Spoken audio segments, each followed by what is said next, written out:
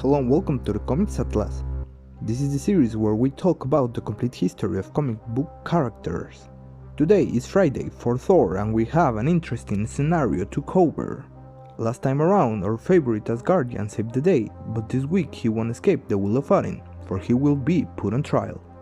This story covers issue 116 through 119 of Journey into Mystery, just for a bit of context, and now let's jump on the Bifrost and get amused. The trial of the gods starts with both Thor and Loki in the presence of Odin. What is the trial of the gods?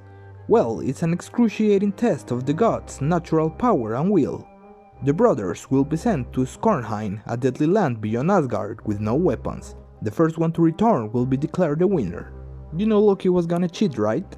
He brought along the Norn Stones, enchanted rocks that perform magic for his favor. He also sent the Executioner and the Enchantress for Jane just to mess with his brother. Thor has to escape the hard way, escaping quicksand and destroying spinny plants blocking his path. He reaches the God of Mischief just to be surprised by the protector of Skornheim, Jag. Loki escapes, leaving the Thunder God to deal with the Brute, which he does. Even without his hammer, he proves to be a superior rival. The next challenge comes in the form of plant monsters. They somehow delay both gods, but Loki is able to reach the dimensional barrier first, returning to Asgard to be crowned victor. While all of this happened, Odin sent Balder to protect Foster, guaranteeing the safety of the one mortal the Almighty Father hates the most.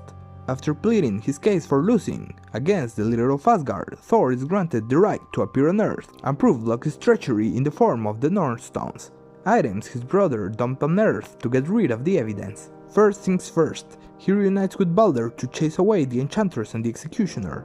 With his priorities cleared, he must start his quest to find the stones. His hammer makes his quest enter the jungles of Vietnam, where he is ambushed by the Viet Cong. Because communist evil, right? There's the side quest with Thor helping a local family or something, but they all die. Cold War propaganda at its finest. Anyway, he finds the pouch with the stones, but when he's counting his loot, a hunter knocks him out cold with one of his anesthetic shells. Of course, it's no coincidence, but Loki's plan. He's greedy and his evil nature allows the God of Mischief to control his path and allow him to find the Temple of the Destroyer. In the Blonde God's words, the Destroyer is the most dangerous entity ever created, capable of defeating him and locked away in the middle of nowhere by Odin, for he could be used later to protect Earth. He transferred itself onto the brain of the hunter that found him and now he battles Thor. The Destroyer is powerful enough to lift Thor's hammer, so you see, he's in trouble. Surprisingly, that's a backfire for Loki. He planned to defeat his brother, not kill him, for if that were to happen, Odin will, in time, find out about the plot and kill the villain himself.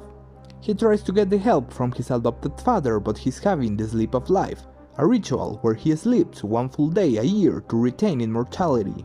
After making a scene, the second son is sent to the dungeons. The Mighty One is still struggling meanwhile. He recovers his hammer only to have it broken in two by the force of his rival. Even using the Norn Stones isn't enough as he's trapped in a pool of solid diamond. When he's about to be blown to pieces, Thor's luck shines. He's turned into an unsolid form, just enough to run away from his metallic slayer. Would you believe it was Loki who did this? Using all his strength from Asgard just to buy a minute to his brother.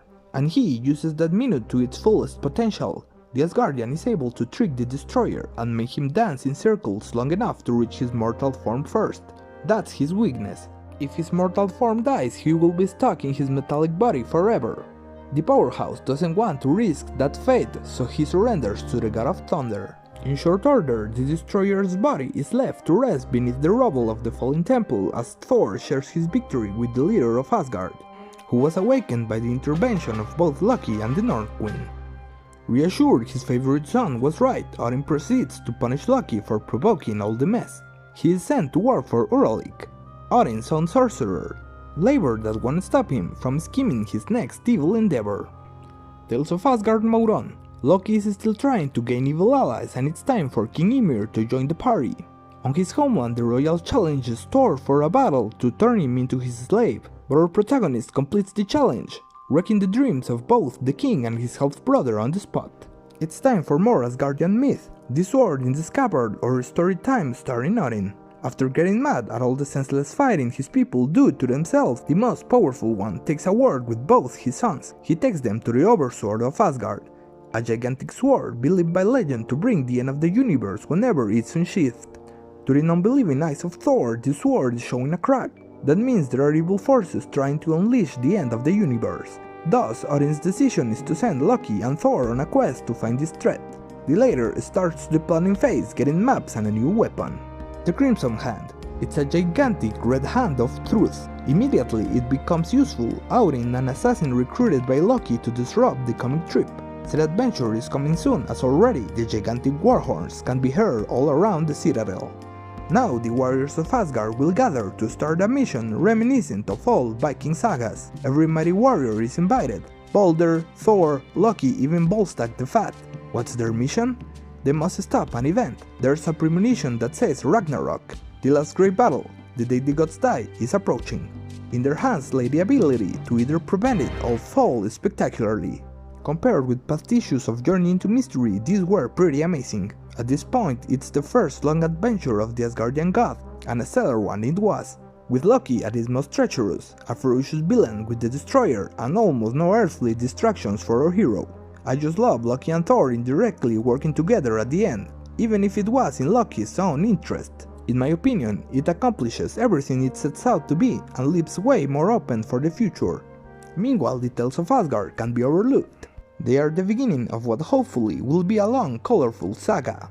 To try to avoid Ragnarok should be a mission worthy of the gods. In addition, the whole Oversword and Sleep of Life are two concepts that may seem small, but they add a lot of texture to the mythical world on the page.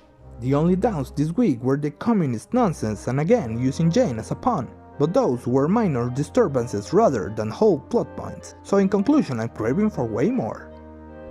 Anyway guys, that's it for today. Don't forget to leave your like, share and subscribe down below. You can also check my other playlists on heroes such as Spider-Man and Daredevil. This is the Comics Atlas and I wish you all a nice existence.